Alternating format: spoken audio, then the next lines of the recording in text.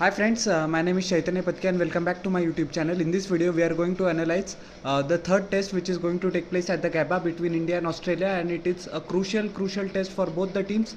As we know that the series is currently tied at 1-all, with India comfortably winning the first test in the Perth, and Australia making a comeback that only Australia does in the pink ball test at the Adelaide. So lot hinges on it, especially for Team India. Since their chances of making to the WTC final in June next year are very slim. They have to win the rest of the two test matches and draw one of them. Losing is not an option for them to qualify, because other permutations and combinations, we have to depend on other permutations and combinations if we don't manage to win couple of tests or draw at least one of the three tests. So it is going to be very difficult.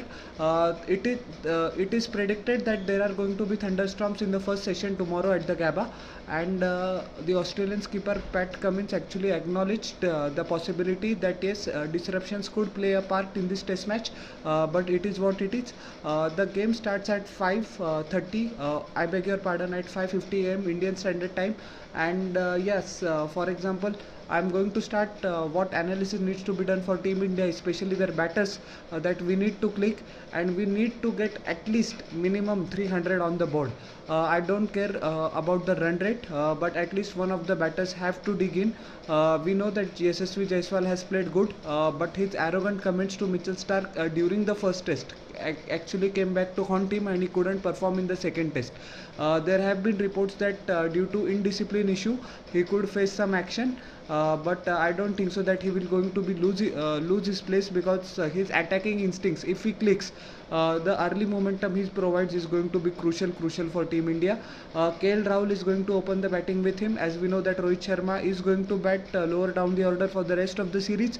It is a tactical decision made by Team India, although it didn't pay any dividends in the second test at Adelaide.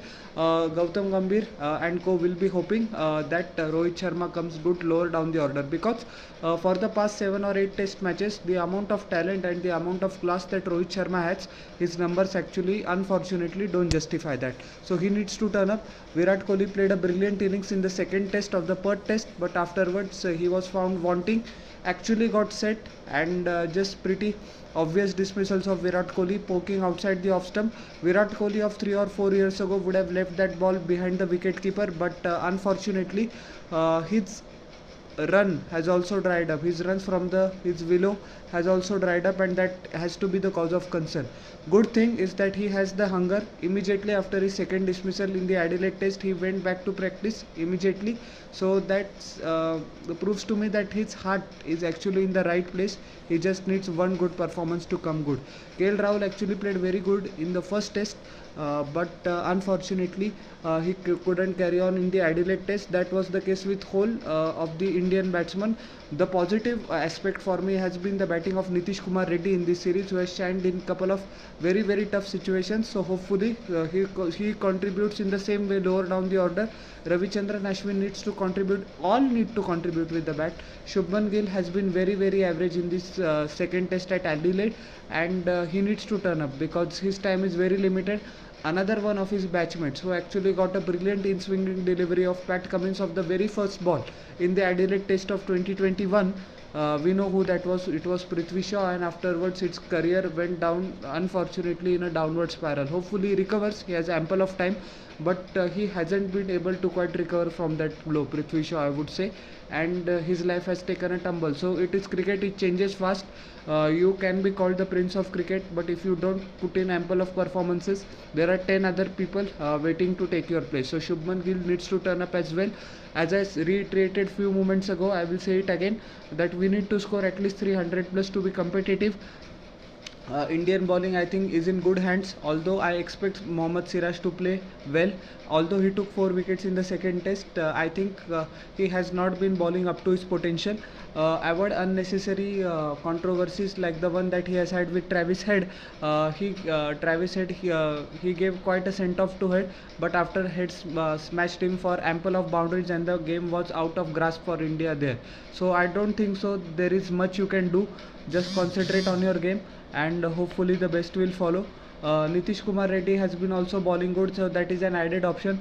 I would like to see Ravichandran Ashwin given more overs, as we know that once he gets into the groups, even if it is in the subcontinent or in Australia, he famously took the wicket of Steve Smith in the last over, which was very crucial for India in winning that game. So I think even Ashwin can do a good containing job if he frees up his mind. He still is an attacking option in Australia. So we know his technical acumen. He is a world-class bowler, thinking bowler. Jasprit Bumrah, I think, is the best bowler across formats right now, and he needs to prove once again. I know that he's been doing that.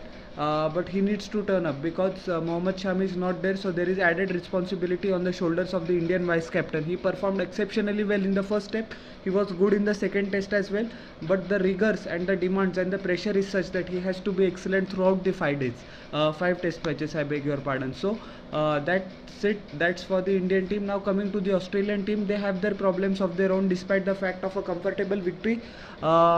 Their batting order simply is not clicking. I think only Usman Khwaja is the one who has played pretty well decently throughout the past 12 months. Steve Smith is struggling horribly in Test cricket. I have never ever thought that I would say that words. Marnus Labuschagne has also endured a lean patch for a prolonged time. Nathan McSweeney actually played very well in the second Test match. He negotiated Bumrah pretty well, especially after the horrendous start he had to his Test career in the first Test. So that is a bit of positive, but Steve Smith and Marnus Labuschagne need to turn up for Australia, because if they do, the path of the Indian bowlers is going to be that much harder going forward. Travis said whenever he plays against India, I would think I would think that he should be kidnapped, because he turns up against us every time in the WTC final. In the World Cup also he played a crucial inning against us, despite the fact that Australia lost comfortably towards the end. We all cannot forget the what you can say, the heartbreak and the heartache he actually caused in 2023 World Cup final. So he always turns up against India. Hopefully team management has a good solid plan for him and for his dismissal. I think the best way to bowl out Travis Head is actually at 145 plus clicks and Fuller at the stumps. I think he has the tendency to expose the stumps quite a bit, but whenever he has ample, that is the talent he has got, that he has ample of time to reshuffle according to the length of the ball, and he adjusts his shots accordingly. But if 145 clicks around the off stump, one edges, two edges, it can go for boundary. The bowler has to be prepared to be hit for couple of or three boundaries in an over. I don't care, but I want his wicket, and his wicket is going to be very crucial.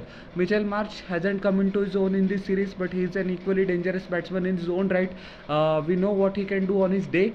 So Team India needs to have a plan for him as well, because he is the one kind of batsman that can take game away from the opposition at any juncture. So yeah, Alex Carey has been the second most impressive batsman for Australia in the past 12 months. That is, I think that is not a knock to Alex Carey, but I think the standards in Australian batting have fallen too far, especially after the retirement of David Warner. The stats are exposed a little bit more. That's why I said for Australia's purpose, Labuschagne and Steve Smith need to turn up big time. As far as bowling is concerned, Scott Boland, I think, is currently the most unlucky cricketer in the world. He has to warm the bench, as Josh Hazlewood in all likelihood will come back into the playing 11 after missing the second test due to an injury. Scotty Boland bowled extremely well, but it is what it is. The competition for places, just like in India, not as quite as India, but in Australia is also quite severe. Captain Pat Cummins is bowling wonderfully well. Mitchell Starc redeemed himself after the horrendous first show with a magnificent 6-wicket haul against India. Nathan Lyon needs to contribute, but I think he will come into his own as the series progresses. So all in all, it promises to be an enticing test match, and I think we should not kid ourselves as Indian fans. Australia clearly had the advantage, but Australia had the advantage in 2021 as well. They had the advantage in 2018 as well after the first couple of tests. What we did was a brilliant comeback. So don't lose hope. India can still win. Our just batting needs to click.